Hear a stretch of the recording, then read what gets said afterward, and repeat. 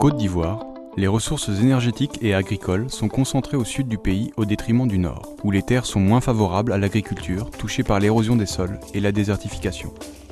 L'anacardier est un arbre qui a été introduit dans les années 70 pour reboiser les zones sahéliennes et ralentir l'avancée du désert. Il ne pousse que dans le nord du pays. Son fruit, la noix de cajou, est très demandé sur le marché international. Mais alors qu'elle est le premier producteur mondial de noix de cajou, la Côte d'Ivoire perd de la valeur ajoutée en les exportant brutes vers l'Inde, où elles sont décortiquées puis exportées vers l'Europe. Nous souhaitons le développement de la transformation locale de l'anacarde en Côte d'Ivoire parce qu'elle permet la création d'une plus grande valeur ajoutée. Nous sommes convaincus que le développement de l'activité de transformation dans la région du Zanzan peut permettre la création d'emplois.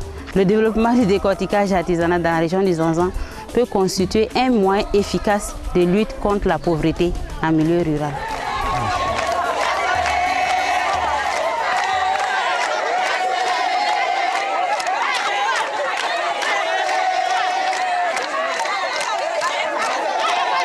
Je m'appelle Sekongo Fonibé, je suis le directeur de la coopérative des producteurs agricoles de Bondoukou, dénommée Copabo, coopérative de plus de 1000 membres qui produit chaque année plus de 1500 tonnes d'anacarde.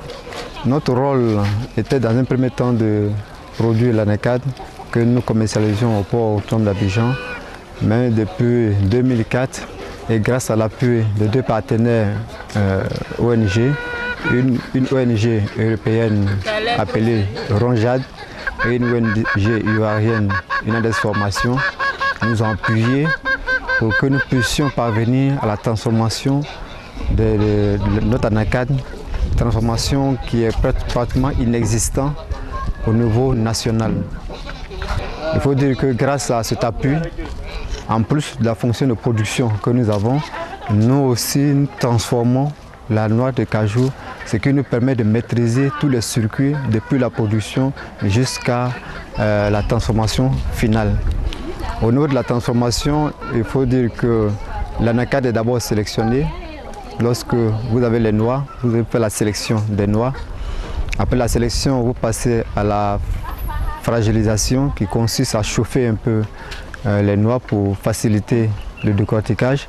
Il faut dire également que le but principal de la fragilisation est vraiment de réduire en quelque sorte l'effet toxique qui existe dans les noix pour qu'au moins au niveau du décortiquage, que cela soit moins dangereux pour les femmes.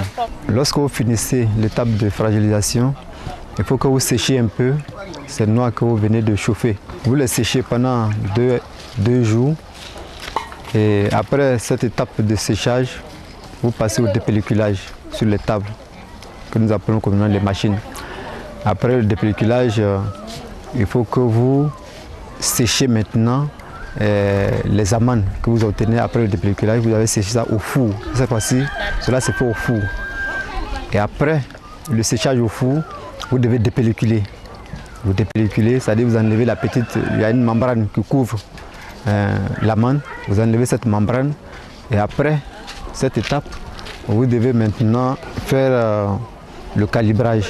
C'est-à-dire le calibrage, c'est la classification. Vous passez maintenant à l'étape de friture pour ce qui doit constituer la vente locale. Vous faites la friture, après la friture, vous faites le conditionnement. Maintenant, pour ce qui constitue l'export, parce qu'il faut dire aussi que nous sommes en train de négocier un marché à l'extérieur pour pouvoir exporter au moins nos amandes. Je peux vous dire qu'au jour d'aujourd'hui, nous sommes en contact avec le marché équitable qui, en tout cas dans les jours prochains, doit nous certifier pour que nous puissions réellement vraiment exporter une quantité d'amandes. Donc pour vraiment faire l'export, vous ne devez pas faire l'étape de la friture. Vous laissez simplement après le calibrage, vous faites le conditionnement à partir d'un matériel vraiment adéquat. Un matériel adéquat que nous avons eu aussi grâce à nos partenaires ONG, Ronjad et Inades Formation. Ce matériel s'appelle la machine sous vide, une machine que nous avons acquis par leur intermédiaire. Le décortiquage constitue un potentiel important pour l'essor même de la filière anacarde. C'est en cela que nous demandons une action de promotion pour nous aider au nom de la promotion, afin que nous puissions avoir un plus grand nombre de débouchés au nom de la commercialisation des amandes.